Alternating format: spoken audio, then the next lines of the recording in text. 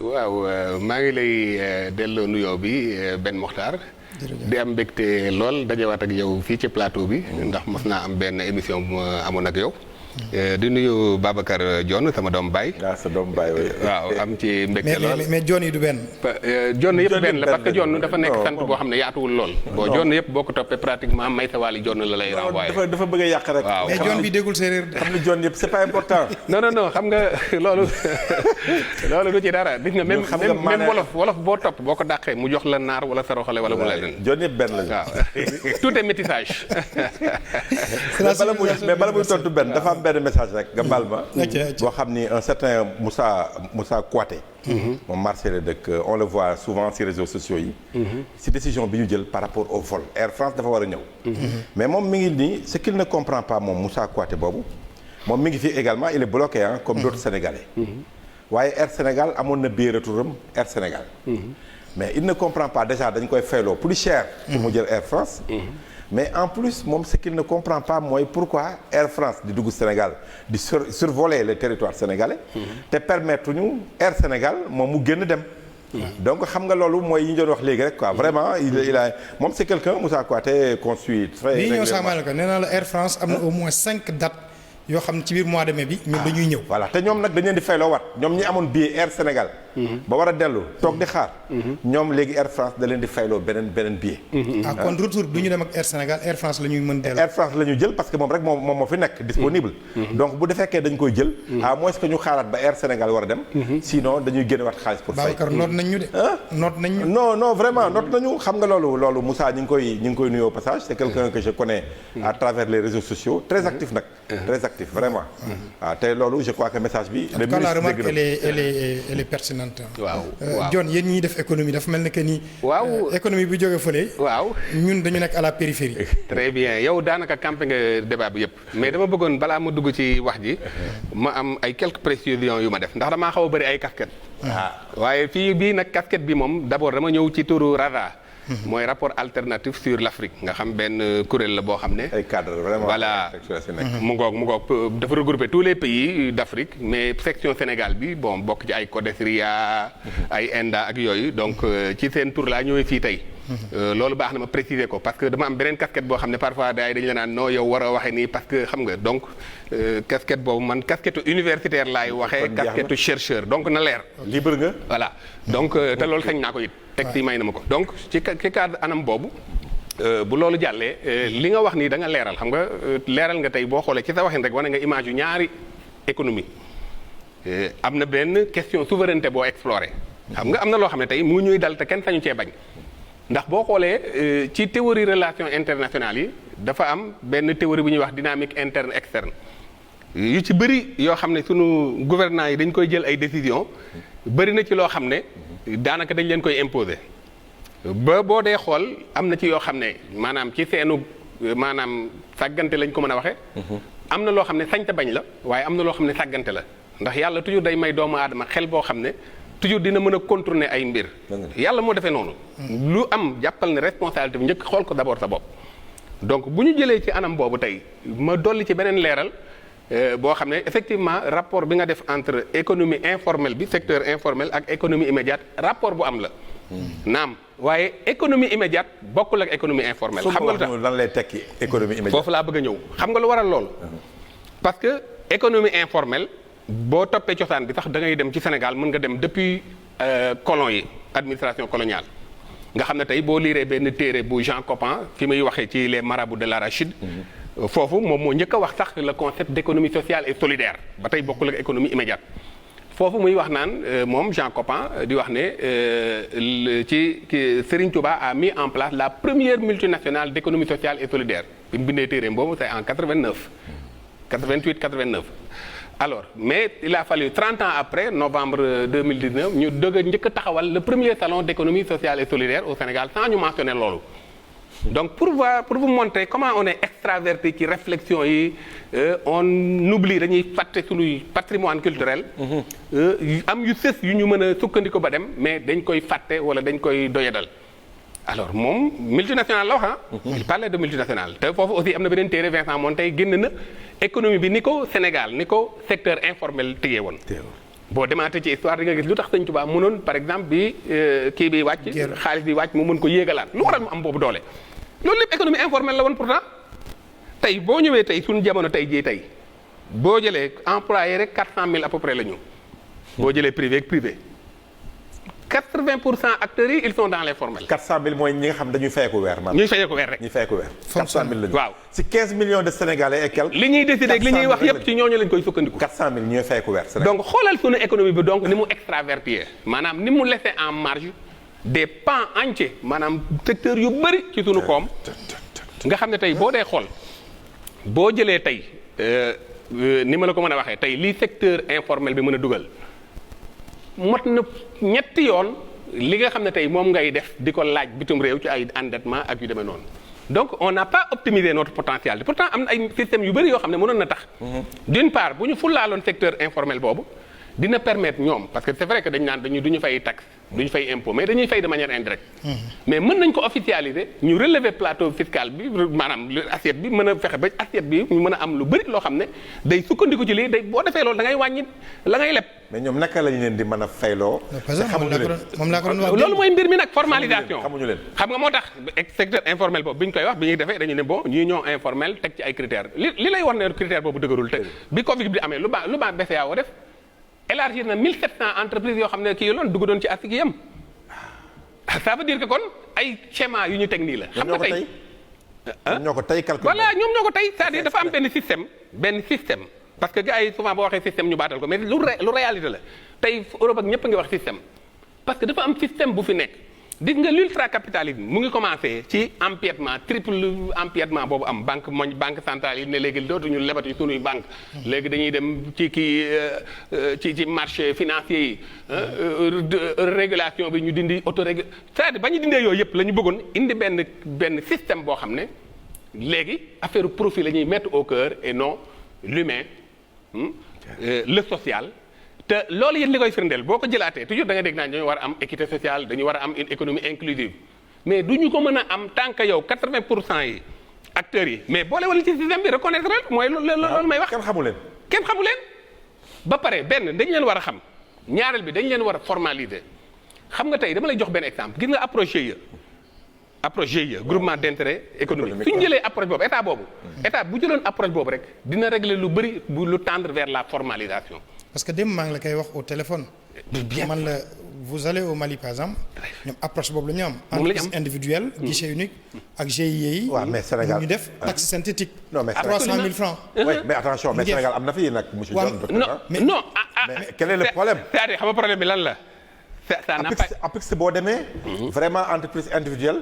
déjà entre ay 20 000 francs là. c'est 20 000 30 000 si le nom est commercial. 72 heures. quel est le problème pour que ñooñu dugguñu. c'est-à-dire ça n'a pas été systématisé en politique. c'est-à-dire loolu ay nit mooy jël léegi ñu teg benn xam nga li ëpp li ñuy nax. mooy c'est l'institutionnalisation. institutionnalisation wala créer institut taxul nga régler mbir. dafa am yooyu da nga koy systématiser. tey bi dama la wax ma ne la économie immédiate day jël en compte économie informelle mais xam nga lu fu ñu wute je te donne un exemple parce que économie informelle dafa am ñaari défi yu mu war a relever. premier défi bi mooy la formalisation bi loolu état moo war a jël politique boobu def ko. benn deuxième défi bi mooy bu ko formaliser ba pare naka lay nekkee une économie immédiate c'est ça la deuxième question parce que bu fekkee ne da nga je donne un exemple su fekkee secteur informel bi yow li ngay def li ngay jaay yépp valeur ajoutée bi. amul benn dayo bi ça veut dire que yow ouvrier ba nekk Europe wala feneen moom ngay liggéeyal est-ce qu'on est d'accord sur ça. c'est clair. mais su fekkee ne produit brut bi nga xam ne moo lal valeur ajoutée bi dafa jóge fii plus mu jóge fii immédiat mooy looloo indi immédiat bi plus nga am chaîne de valeur. donc sa première étape mooy li ñuy jaay mu nekk lu ñuy produire fii. d'abord. ok matière première bi. ça peut être foofu nag ci ñaari niveau la ñu koy jëlee. soit dans l'environnement au sens large du terme. environnement bi mën na nekk physique mën na nekk géophysique mën na nekk minéralier mën na nekk lépp mais environnement. benn wala mu nekk dans la culture aussi au sens large parce que tout ce qu'on fait est culturel manger boire dormir chanter tout est culture. apprendre tout loolooy deuxième palier bi léegi ñaar yooyu nag la ngay def na bokk su dee culture mooy waral besoin en consommation la Thomas Sankara doon wax produisons ce que nous consommons ce que nous produisons parce que culture ba lay may loolu. alors bu dee ci wàllu environnement bi léegi. produit brut bi fii la jógee donc tu as plus de chance nga créer valeur ajoutée parce que produit brut bu jógee fële valeur ajoutée bi wàññeeku na boo importer un tissu ñëw di ci liggéey tu as moins de valeur ajoutée que tissu bi nga xam ne fii nga ko commencé fii la produit bi jógee de ça l'économie immédiate. donc c'est une économie boo xam ne dafay lalu ci d'abord li fës ci yow te foofu di nga résilience ni muy amee. waaw tey bu ñu tëjee frontière yi benn dëkk mënul dem. baax na. coronavirus yàllaa ko yónni parce que non yàlla ko yónni man loolu laa mas di wax c'est-à-dire dama ko wax bés kii sama soxna naan ma yow da ngaa mel ni ku sawar ci corona ma ne ko déedéet kenn moo ciy sawar musiba mais damay jàngat mbir bu amee toujours war nañoo dimbali damay jàngat lim ñu war a dimbale parce que yii muy wax yëpp mooy yi war a am les règles d'hygiène ak yooyu mooy yi war a am ñu sàggane ko tey il a mis à nu ça ñu doon wax naan endettement amul ak yooyu yëpp tey bu boobu taan wax ñu jàppe la activiste wala da nga xam nga da ngay politique alors que tey leer na mu ngi nii xam nañ ne endettement boobu c'est extrêmement grave parce que lalawul ci lu mën a dundal ñi nga xam ne ñoom ñoo nekk ci réew mi donc yooyu soo ko jëlee caractère boobu bu amee ba pare nag léegi secteur informel bi jàpp ci loolu ça veut dire que deuxième niveau bi am na donc formalisé nañ ko parce que fii la sukkandiku du ab ouvrier feneen lay dimbale bu beneen réew mais ouvrier bu nekk fi lay dimbale mais en même temps léegi day contribuer ci développement réew mi parce que léegi formalisation mooy tax ñu mën di fi prélever ay taxes yoo xam ne du gaañu te dina mën a contribuer au développement du pays. loolu nag malheureusement ci li nga wax ci 1000 milliards yi loolu moom moo ci feeñut parce que foofu aussi dafa am erreur yu bëri yoo xam ne am na ci erreur yi d'abord mooy xam nga approche dégg naa démb ci benn télé benn homme politique buy wax naan. en fait waruñu du nekk ci ay logique impacté patati patata mais loolu d'accord ma ci parce que problème bu amee problème de développement bu nekk da ngay xool niveau d'impact bi parce que su ñuy impacté ça ne veut pas dire ñëpp ku nekk xam nga ne ñëpp impacté wu mais su ñuy wax impact dëgg-dëgg ki am salaire am taxul ñuy wax déedéet mais ki nga xam ne tey peut-être liggéeyam wàññeeku na moo doon sukkandiku ci moom la njabootam doon sukkandiku peut-être kookoo tax ñuy wax donc même en matière de planification bu ñuy wax sur impact toujours da priorité mooy tax moom la ñuy wax donc bu ñu waxee impact on parle de ceux qui sont les plus prioritaires alors marge boobu dafa mot a bàyyi xel ndax li tax mot a bàyyi xel xaalis bi ñuy jël ñu di ko leb waxuma contrepartie volontaire bi mais li ñuy leb après dañ koy fay léegi su ñu amul marge boo xam ne nag tey mën nañoo permettre ñu relancer waat économie bi ça veut dire que day nekk benn chaîne boo xam ne fi mu ñu yóbbu ci guuta lañ jëm donc loolu moom mooy enjeu bi tax ñu war a jël en compte le secteur informel xool nan lañ leen di accompagner ba nga xam ne ñoom non seulement impact bi du lore lool ni mu war a lore parce que loolu moom dana am de façon mais dañ mën a dem primaire tey bu ñu la nee secteur informel ñan la bon secteur informel boo ko dee xool mooy pratiquement parce que fii boo waxee ñoom commerçant yeeg marchand ambulant rek déedéet secteur informel bi c'est-à-dire ñi nga xam ne ñëpp pratiquement dañoo nekk ci maanaam di seen activité bopp nga xam tey parce que tey boo dee xool même secteur informel nañ ko doxalee même les ñi nga xam ne ay paysans lañu ils sont dans l'informel parce que pratiquement ils n'ont pas été disons. ba pare organiser wuñu. voilà fiché wuñu leen xamuñu. d'ailleurs looloo tax économie immédiate bi ma lay wax aussi jël approche coopérative parce que ñooñu comme léegi amul benn système bu leen jël en compte bu ñu leen dugalee à travers les coopératives moo tax approche coopérative ak approche GIE nekk approche yu dëppoo ak le caractère immédiat. donc secteur bi pratiquement boo weesoo presque salarié presque mën nga ne ñëpp dañu leen ranger ci secteur c'est vrai que dafa xaw a flou mais en réalité mooy ñi nga xam ne daal ay góorgóorlu lañu comme on peut dire maçon yeeg ñoo ñëpp ci lañ bokk mais pas les commerçants rek donc ñooñu ñoo nekk ci kii à part boo ko ci di nga gis benn entreprise boo xam ne moom daanaka sax entreprise de bâtiment la yor mais ay day li muy liggéeyee ci day recourir au secteur informel parce que ay maçon lay jël ñu kii. alors que moom moo ci voilà donc voilà tout un temps de dysfonctionnement yoo xam ne war nañu ko war a régler. mais docteur Dione li nga wax nii léegi yow. solution yi ngay prôné mooy comment reconstruire ce secteur là. ba ñu mën a am njariñ Sénégal. absolument mais aujourd'hui donc immédiateté comme terme bi day ñëw souvent. lu ñu mën a def pour jàppale leen. 1000 milliards yooyu peut-être pas pour organiser leen mais.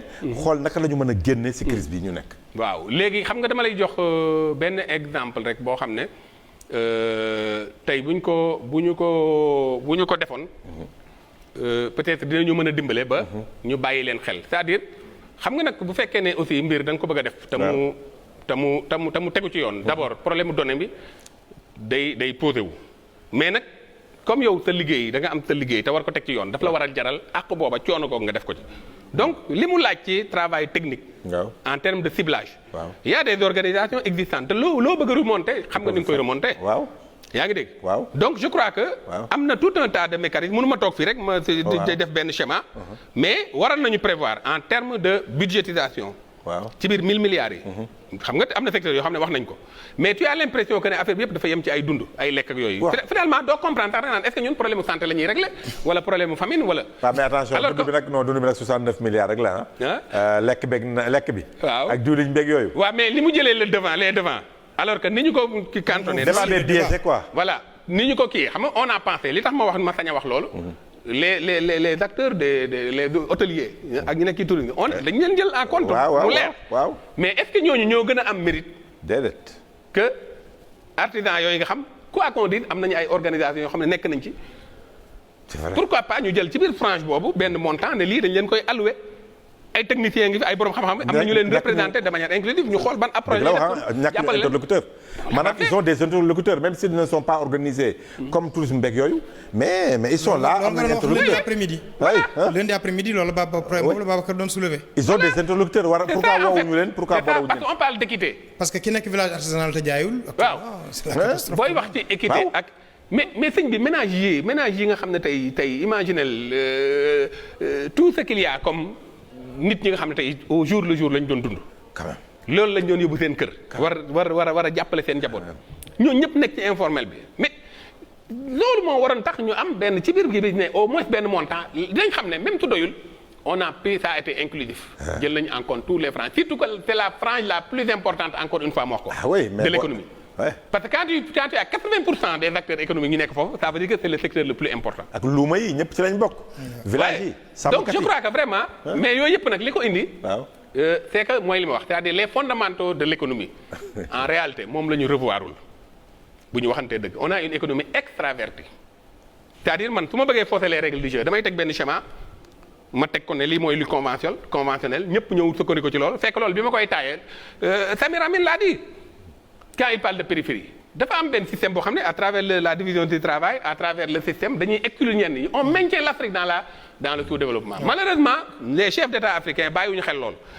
wala boog ñemewuñ ko. non bàyyi nañ ci xel kay. waaw parce que dañoo nekk ñoom it nekk ci logique boobu autrement dit ils travaillent pour ce système là. te boobu aussi ils y trouvent leur compte parce que loolu tax ma indi livre bi.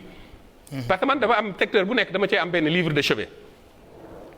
lépp lu jëm ci endettement ak le système extraverti man dama jël livre bi comme livre de chevet ñaari universitaire ñoo ko def la dette odieuse de l'Afrique comment l'endettement et la fuite des capitaux ont saigné un continent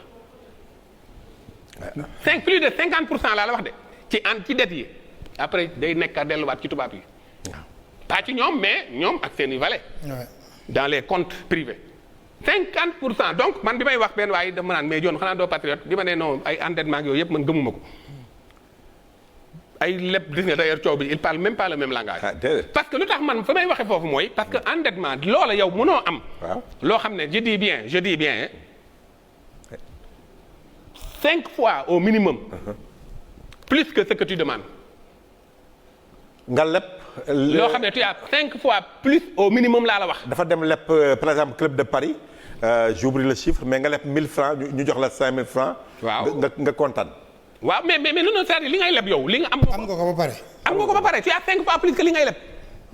ba pare fan nga koy lebee d'ailleurs j'ai bien aimé l'article de Ndongo Samba Sylla. oui. yow ci lan nga koy lebee ci monnaie étrangère. avec la chaîne de Ponzi. devise étrangère. parce que yenn européens ñoom souveraineté xam nga lépp question de souveraineté la ñoom bu ñuy leb seen monnaie la ñuy leb. donc dinañ maîtriser un peu cette spéculation parce que l'économie immédiate c'est riche contre l'économie spéculative.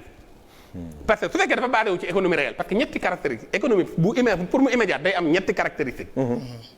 dafay d'abord réel wax naa ne ko sànq day sukkandiku ci environnement bi. wala ci culture bi sa culture. donc c'est réel. day intégrative foofu la informel dugg. troisième bi mooy day soutenu mooy acteurs yi ñoo koy yore.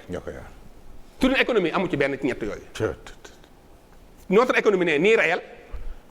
waaw ça il faut le accepter il n'est pas réel parce que nee naa plus de 80% ñoo yore économie mais feeñul fenn ci statistiques yi pratiquement ci allocation yi ci politique yi ci orientation yi donc c'est pas une économie réelle. mais elle n'est pas intégrative parce que cette économie là ne prend pas en compte le secteur formel informel. Mais en même temps ce qui est pire mooy ne prend pas en compte le secteur non monétaire.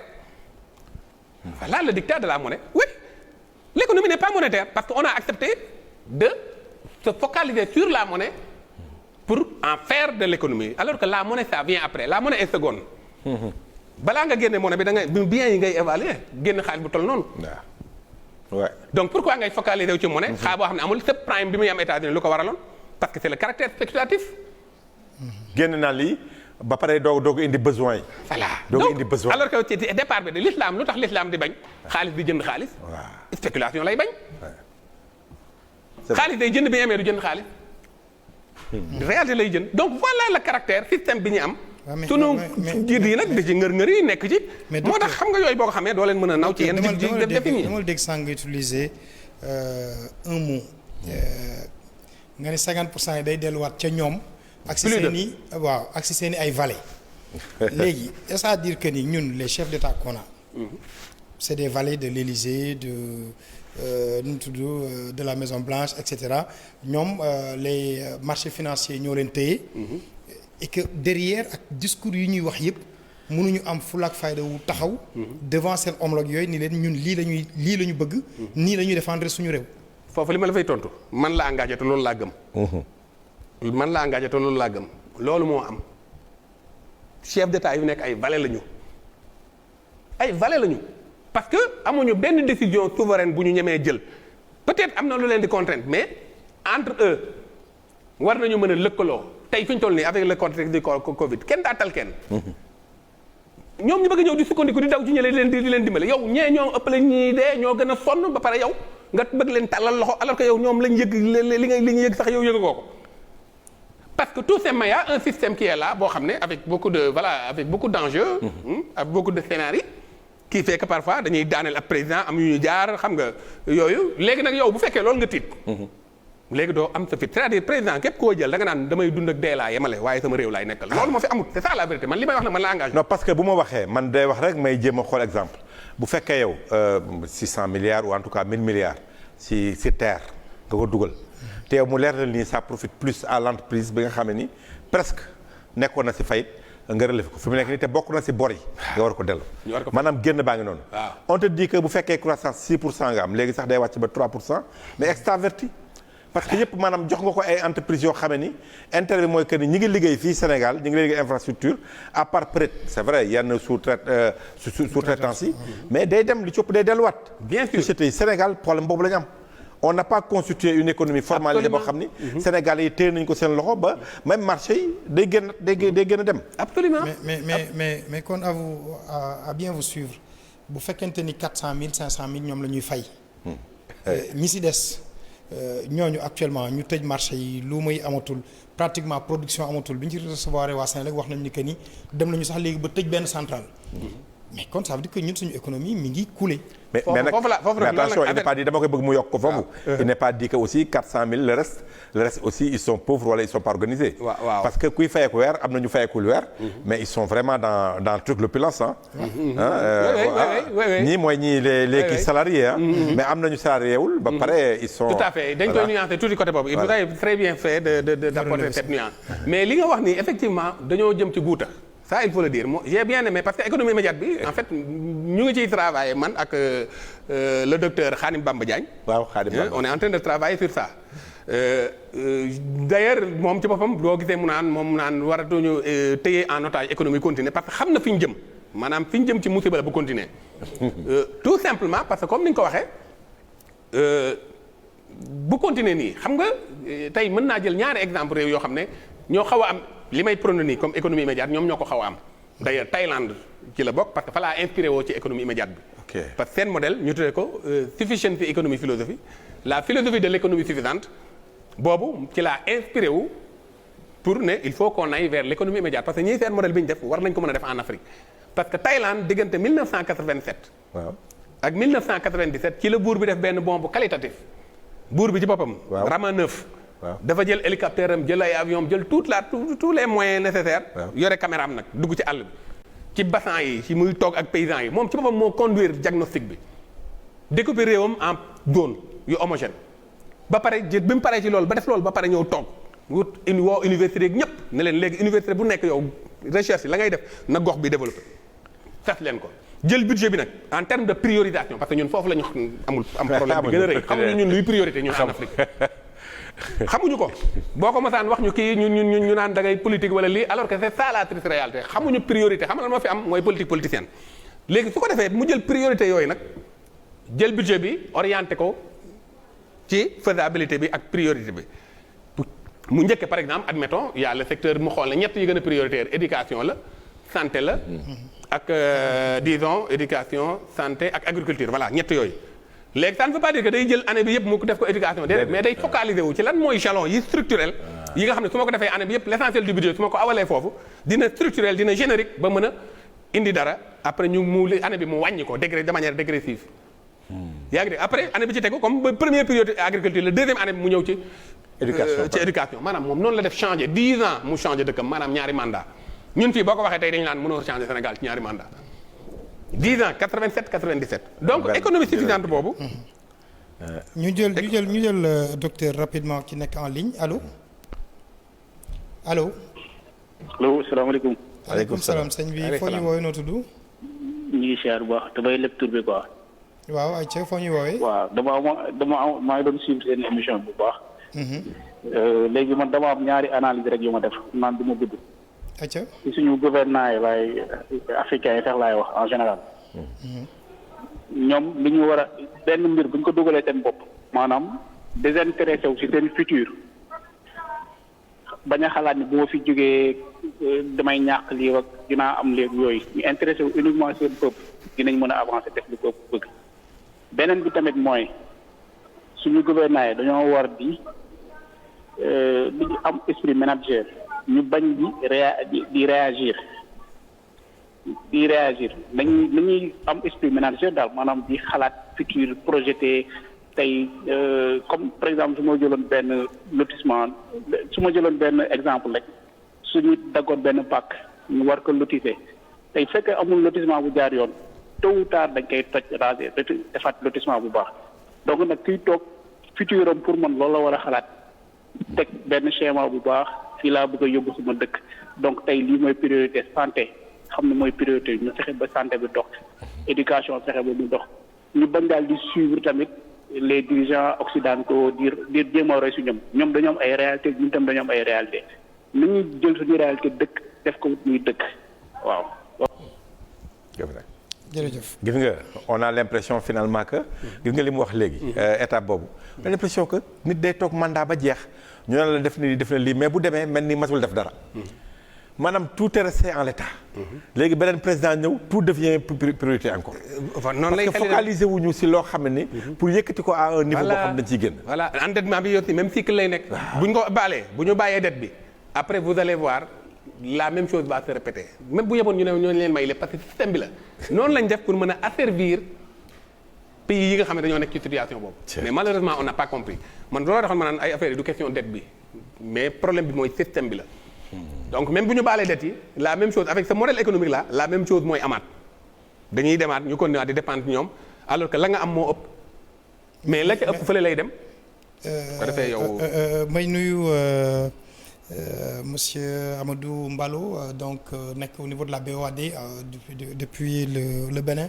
qui nous suit qui dit que l'émission est très intéressante parce qu'il est du secteur bancaire moom tamit nekk vice-président donc BOAD un Sénégalais donc qui vit loin de chez nous qui suit et qui dit que ni il est tout à fait d'accord avec analyse bi nga xam ne que ni moom nga teg bu fekkee un spécialiste moo ko wax ñun on ne peut qu'acquiescer dama bëgg xam tey ñi nekk dans ce secteur informel kon finalement ñoom ils n'ont rien à attendre de l'État situation bi li mu joxe am na lu ma doon wax dama ko bëggoon àggale ba pare parce que dama la ne tey je vais donner l'exemple de la Thaïlande ne en fait ils ont une économie boo xam ne c'est plus ou moins immédiate xam nga lu tax parce que buur bi mu defee loolu actuellement tey kenn ñaanu ko yàlla mais bi ko Covid bi continué woon des mois lu nekk mën a am waaw lu nekk il faut tout envisager waaw parce que nit ñi bu ñu lekkatu l'homme devient animal xam nga baax li fi may waxee il faut s'attendre à tout bu réglé wul parce que nit aussi doo toog naan.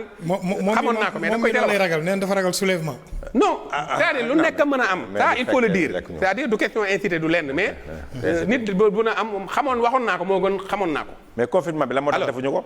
léegi je vous donne un exemple. léegi réew yooyu par exemple am na ci réew yoo xam ne tey bu defoon 6 mois ñoom du ñu am benn problème parce que la ñuy dund ils ont une économie immédiate. waaw Japon mën nga ne pays développé la mais Japon mën na am musiba mën na ko topp pourtant Japon moo gën a développé Thaïlande mais Thaïlande mën na bañ a am boobu problème parce que Thaïlande moom la économie gën a immédiate. c'est ça l'intérêt l'enjeu. une économie immédiate day nekk une économie résiliente Chine pareillement Chine 80% de ses produits manufacturiers sont destinés à son marché intérieur. malgré exportation bi muy def yëpp. moom laa la wax exportation 20% rek la c'est extraordinaire loolu gars yi bàyyiwuñu ko xel la Chine a une économie immédiate 85% des trains à grande vitesse ñoom ñoo koy produire dans le monde. alors donc voilà des pays alors que yeneen pays yi ñi ngay topp nii ñu di la lebal di la def la jaam ñooñu ñooy njëkk ñoom la musiba njëkk a dal parce que ñoo yore système international bi ñoo yore économie extravertie bi tey mënatoo dem mënatoo kii léegi nooy dunde te yàlla dafa def de telle sorte que amul benn gox bu pauvre loolu benn secret suñu borom la. yow yaa xamul ban option parce que moo tax économie immédiate ñaar la optimisation ou valorisation yow yaa xamul ban optimisation nga war a def ban choix nga war a def wala lan nga war a valoriser c'est pas pour rien que yàlla jox ñii lii xañ ñii lii. donc voilà en fait l'enjeu bi nga xam ne tey su fekkee ne yow da nga fay nekk nag nekk loo fi ne man parce que ñun loolu lépp ñun ñuy jég ci école tubaab bi loolu lañ xam nguur moom da ngay nguuru loolu lañ xam mais xamuñu ne nguur ab challenge la ab défi la ab sacerdoce la maanaam da ngay ñëw pour jaamu nit ñi donc bu fekkee ne yow amoo ambition boobu comme ni ma la waxee ci roi Thaïlande noonu mu def en 10 ans mu changé son pays. ban pays boo xam ne moo nekkoon premier producteur d'opium au monde. Thaïlande. waaw mu bàyyi mu viré agriculture jëlee ko ci opium dem ko ci ay autosuffisance en riz ak yooyu. yaa ngi dégg. moo nekkoon première destination tourisme sexuel. même bu fekkee am na fay sekkal ba léegi. léegi loolu du loolu yore moo yore économie. léegi de ceeb bi ñoom ñoo ñu parce que j'ai vu que suñu commerçant yi keroog Nazir Cissé mu koy wax ils se rendent de plus en plus en Thaïlande. ah mais dama la ne c'est même seen industrialisation yow kii Thaïlande mu ngi développé c'est un pays qui bouge. ceeb bi moo ko yore sa ceeb. yaa ngi dégg parce que tout simplement moom dama ko analyser économie yooyu parce que bon comme damay joxe benn cours de puissance émergente dans une université de la place. ci laay xool modèle yooyu mais. ci laa gis ne ñoom ñoo ci gën a yore économie bu immédiate ñenn ñi dañoo extraverti parce que soit matière première bi fële lañ koy jëlee wala donc voilà une situation qui fait que si ça perdure ñooñu nag waxatuma ko mais ñun moom soit nit ñi dañuy xiif ba dee doo am loo lekk wala leneen parce que ñun déjà ñun ñoo leen ëpp suuf bi ñu war a béy ñoo leen ëpp capacité ci ndox ñoo leen ëpp main d'œuvre parce que ay jeunes lañ yor yu mën a liggéey mais ñun ñooy njëkk a dee bu boobaa ci lii continuer ñun ñooy njëkk a dee mais ndox mi parce que ñun lépp dañ koy jéggaane. mais docteur ndox mi on en parle pas souvent. la maîtrise de l'eau. c'est que Sénégal dafa am ndox daf ko wër mais comment on peut faire pour que culture bi nga xam ni sous pluie wala rek lañ koy utiliser naka la ñu mën a fexe ba di bay sans pourtant di xaar taw bi toujours quoi. foofu sax am na dañ la naan bon bu dee par exemple ñuy def allusion pour le Sénégal dañ naan am na ay yeneen enjeux yoo xam ne c'est un peu difficile pour mettre en œuvre mais dama la wax benn affaire rek c'est-à-dire lépp aussi parce que manager da ngay boole ay feem yu bëri. ay pexe yu bëri. nañu waxante dëgg même su fekkee am na benn enjeu bu ci am parce que l'eau est souvent source de conflit. tey boo toogee win-win gagnant nga toog ak Mauritanie ak ñi mu impliqué wu. nga def lu leer loo xam ne nit kan mooy bañ njëriñam. c'est-à-dire les règles du jeu mu franc mu tegu ci xam-xam. parce que ku yooyu lañ amut c'est-à-dire xam nga problème bi mooy dañu deful yenn priorité nañu waxante dëgg. mais su fekkoon ne priorité la. da ngay ñëw woo ñooñu ñu wut seen expert ñu toog teg loo xam ne. yéen di ngeen ciy gagné ñu di gagné ça c'est un premier défi. loolu bu ngeen ko réglé ba pare nag am na bu ñu fàtte ne à l'échelle internationale atténuation la ñu bëgg la ñuy def mais defuñu développement politique l'aide publique à l'atténuation man laa koy tudde on ne développe pas. parce que atténuation mooy comme li am ci affaire jéggi ndox mi xale yiy dee ak yooyu parce que après am na réew muy toll ñoom dañuy am problème. waaw moo tax nañu atténuer. Afrique nañu atténuer mais bu ñu développé. alors donc ñoom léegi deuxième niveau bi mooy atténuation boobu. tey bu ngeen defee loolu ba pare nag ñee nga xam bëgguñu ngeen développer mais atténuation lañ bëgg ban courage ban système ban modèle ngeen di def nag am fit jàkkaarloog ñoom ne non lii mooy suñu intérêt c'est une question de vie ou de mort. mais docteur. on a connu Senghor c'est vrai que dafa doon bâtir un état. Abdou Diouf les politiques d'ajustement structurel les nouvelles politiques industrielles ak agricole ñu teg ko fële. parce que yi si ëpp ñu daal foofu la jaaree. le président Wade est venu. lu ñu ko mënti reprocher il avait une vision. au moins xamoon na fi mu jëm changé na les termes du partenariat multiplié na les partenaires du Sénégal. c'était pas que la France demoon na sax ba ñooñu kon benn moment. le président Macky Sall est venu bon yoonu yokkute après Sénégal émergent. aujourd'hui vous les spécialistes vous dites quoi.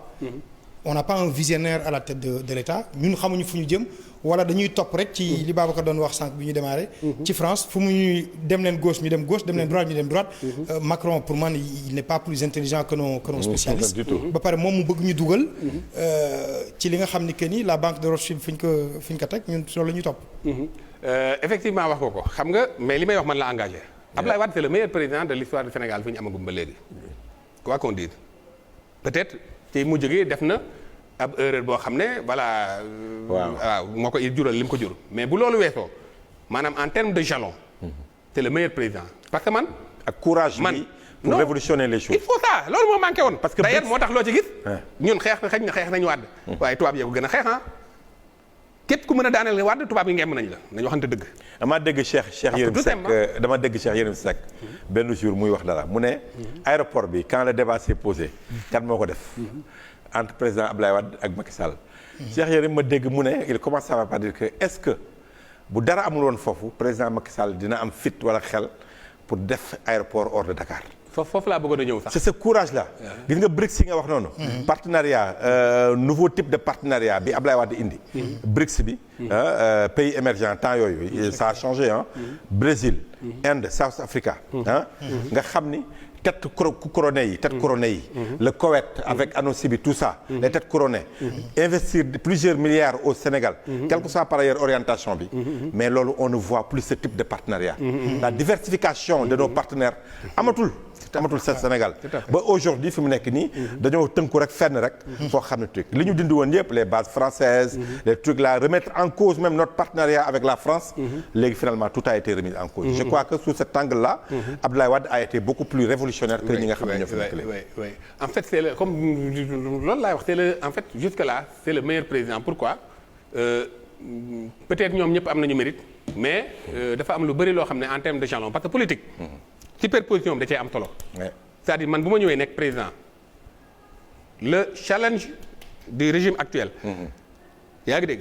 c'était pas ñëw indi yeneen ay terre ak yooyu c'était plus des priorités. parce que jalon décloisonnement boobu. Abdoulaye Wade posé na ko ba pare. yow da nga waroon si posé wu li manqué. retard bi li ñu amoon gap Wade dafa ñëw indi retard ba Abdou Diouf defoon parce que Abdou Diouf c'était un bon administratif mais loolu moo yàq Sénégal parce que man sama livre bi ma def je parle d'une administration de développement il faut qu'on aille vers une administration de développement l'administration elle est protocolaire procédurale yaa ngi dégg donc loolu modèle la boo xam ne tubaab bi moo ko créé woon te ba mu koy créé c'était pour mën a exploiter teg système bu dëgër bu mën a tax mu mën a exploiter li mu bëgg léegi yow très bien léegi yow nga ñëw modèle boobu au lieu nga ñëw repenser sa modèle économique nga ñëw sukkandiku ci loolu yaa ngi dégg pour defar sa réew mais doo def ñoom ngay defaral wala boog ñi ci nekk ñoom ñooy amaat avantage yi tubaab yi doon am nekk ci loolu mais du tax mbir mi développé Abdou Diouf il n'avait pas cette vision il n'était pas un visionnaire day gis ñu di ko tagg naan c'est un grand commis de l'administration d'accord c'est vrai mais il n'avait pas dañ la wax argument ay ajustement structurel d'accord mais il n'était pas un visionnaire ça il faut le reconnaître moom c'est l'élément pur du système voilà extraverti bi voilà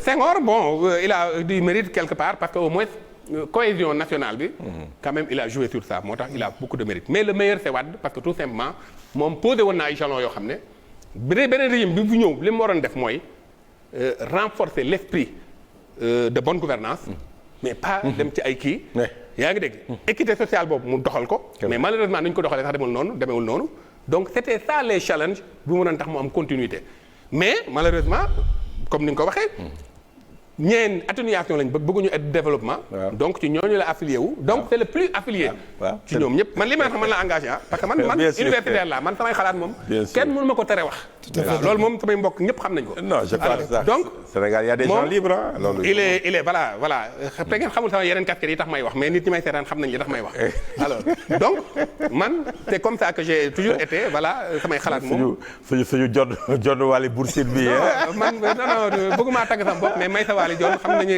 ni mu meloon donc je crois que c'est ça en fait l'enjeu ñëwoon bañ a parce que Macron seen doom la moo ko Ouattara affaire le Covid bi il paraît que le malgache le président malgache le congolais là il paraît que il avait pensé d'abord au Sénégal bien sûr mais man bu ma laajee dama ko ne bul xalaat Sénégal bul xalaat Côte d'Ivoire xalaat na Congo xalaat na ko Sénégal non man bu ma ko jaar na fii le jeune qui est là-bas à Tivaouane nee na jaar na foofu dama ne man kooku su ma ko xamoon bu ma laajee dama ko naan demal fépp ba mu def Sénégal ak Côte d'Ivoire parce que foofu c'est la France ils sont les plus français.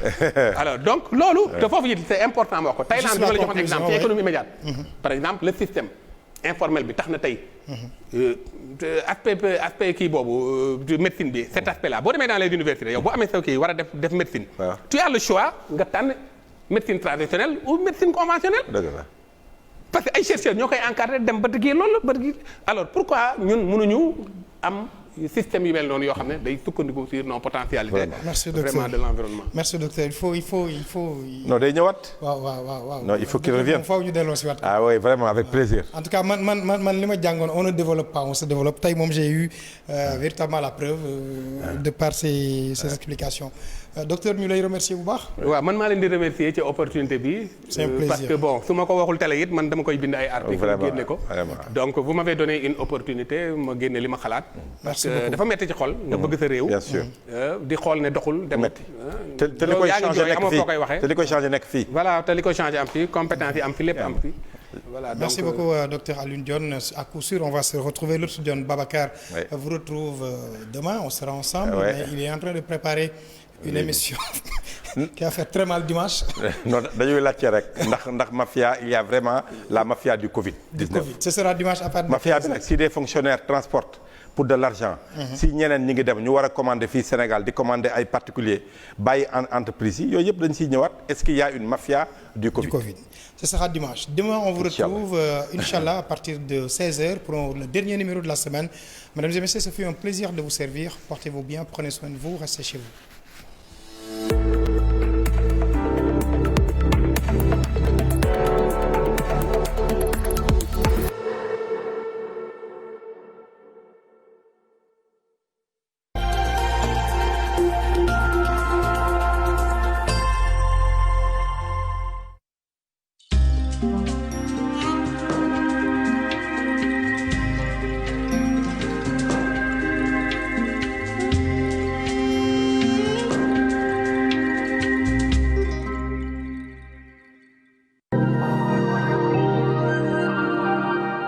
Alaaji bu fi nga dugg neex na ci ajaratu arab jéen kooku mooy jigéen ju mag joo xam ne ji bi ma ñëwee Ndakaaru 69 70 laa dikki ne ko yaay sama ndey muy borom yaari allié yi waaw ndeysaan émission bii nag nawoon ñawoon a tax ñu wax ko ñawoon nag mooy ñi nga xam ne ñoo jiitu woon ci àddina bi rawatina réew mii di Sénégal di niti démb ya nga xam ni dañu aman nu ñu bindoo woon nawoon ci sàmm ngar mi nawoon ci sàmm jomb-jomb nawoon ci fonk kilifa nawoon ci bëgg sam réew